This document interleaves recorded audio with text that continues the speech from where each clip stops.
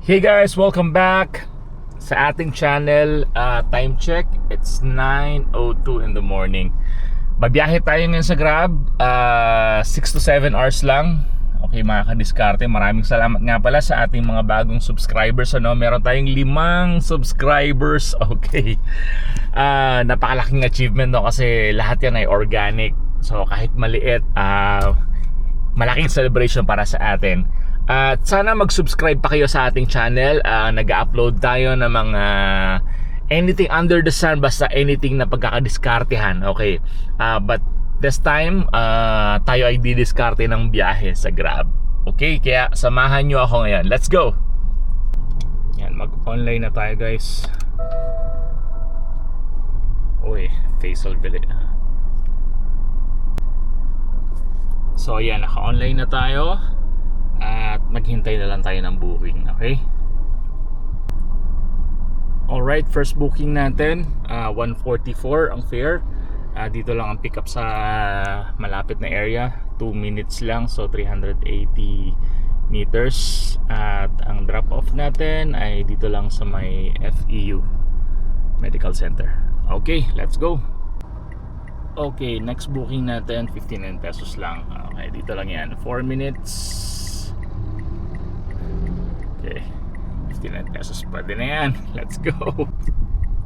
Nandito na tayo ngayon sa pick up location. Hintayin na lang natin yung passenger. Grabe 59 pesos lang. Mababa yung fare. But it's okay kasi malapit lang din naman yung pick up niya. Yung kanyang drop off. Ito lang din. Kung saan yung pinanggaling ako, yun doon lang din ang niya, drop off. So yun guys, na drop off na natin. Grabe ang baba ng fare na yun Parang move it lang. Okay, may bago na naman tayong booking. Ayan, ang fare niya ay 112. Okay, so pick upin na natin to. Dagdag ulit sa ating booking. At least tuloy-tuloy tayo, no? So let's go. So andito na tayo sa pick up location, tip lang, pag nakarating na kayo sa pick up location, make sure na i-arrive ninyo kasi meron kayo ditong 5 minutes na waiting time na kapag hindi dumating yung passenger, pwede kang mag-option ng cancellation kasi yung 5 minutes na yon, merong compensation na ibibigay si Grab na 50 pesos for no show nung passenger. But ito, tulad nito, naghihintay tayo ng passenger at syempre notify natin na nandito na tayo. Yan, chat natin, dito na po ako. Yan. So meron yung 5 minutes na waiting time na kailangan dumating yung passenger. At least andun ka na sa location. Yan guys.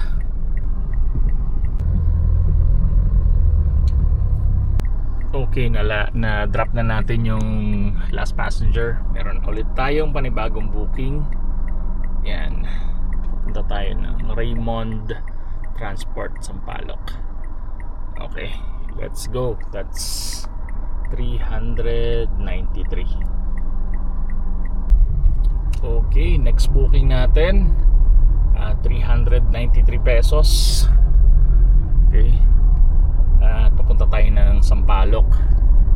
Alright, dito lang ang pick up natin, 2 minutes lang, 400 meters. Medyo tuloy-tuloy naman yung biyahe natin guys. Okay, kakadrop lang natin dito sa Raymond bus. Okay, so hintay ulit tayo ng panibagong booking.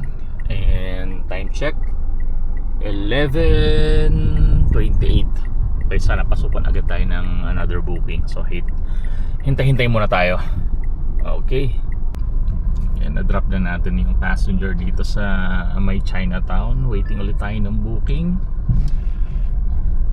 At nagugutom na ako kasi lang walang mapag-parkingan. Kaya yan, accept muna tayo ng booking. At let's see kung meron tayong mapuntahan na pwedeng makainan.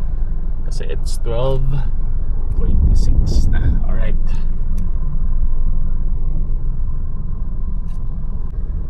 yan, daming kainan kaso wala akong mapag-parkingan. Nakakainis pag sasakyan. Itulad pag motor, pwede kang bumalaan kahit saan dyan eh. Hindi naman bumalaan, I mean may kahit pa paano meron kang mapagpa-parkingan. Pero pag sasakyan ka, wala talaga eh. Ang hirap lalo na dito sa Manila.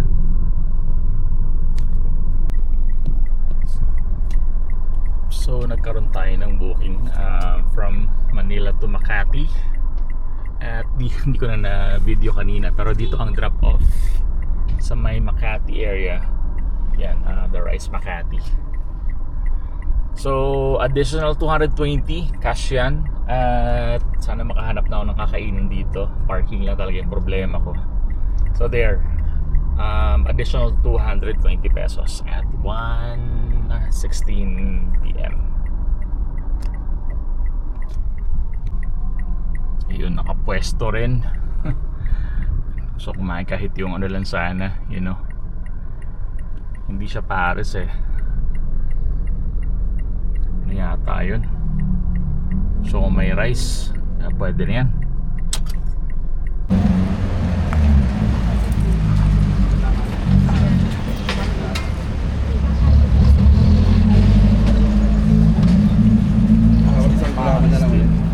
Hindi ko nga kilala eh.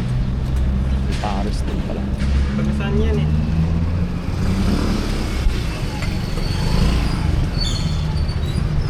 Kano yung pares? Ano?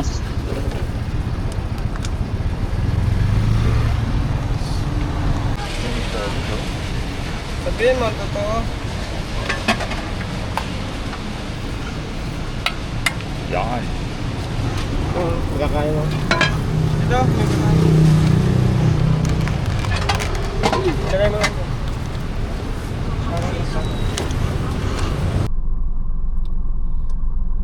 Yun, nakapag-lunch na tayo. Yun yung pares ni Kuya. Okay naman. Mabusog lang talaga. Masarap naman pero hindi siya yung in-expect ko. Pero yun, malaman ng tiyan lang talaga. Okay, maghanap na tayo ng booking dito sa dito sa may The Rise Makati. So alam ko naman dito, since Makati area to, mabilis sa mga booking dito. So ang target natin, actually meron na lang akong until 3 o'clock kasi magsaset destination na ako para makabalik na tayo. Alright, let's go online. Siguro mga 1 or 2 booking pa, magsaset destination na ako. So yun nga guys, so far hindi naman tayo naghahabol talaga. May mga bakanting oras tayo kanina na mga 15 minutes ganyan. So hindi ganun ka frequent talaga. Currently 141, meron na tayong 1,131. Okay, 7 bookings yan. Ngayon naka-online na tayo, kaya let's wait. Tignan natin mga ilang minutes kaya ang ano niyan. So 141, sana pasukan agad ng booking. Yan, pinasukan tayo ng booking dito lang mismo sa The Rise Makati. Yan, sabi na.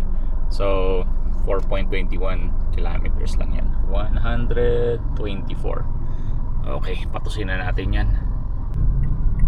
Okay, nababa na natin dito sa Green Podium. Yan, dito pa rin yan sa Manila. Okay, meron pa tayong kumuha ng isa pang booking before akong mag-set ng destination. Sana pasukan agad. Yan, pinasukan tayo ng another booking. Ito lang sa Green Residences sa TAF. 221 pesos. Okay, dito tayo, nagra-ride tayo dito, ikot tayo and then balik tayo doon. Okay, let's go. Na-drop na natin yung passenger dito sa may BGC.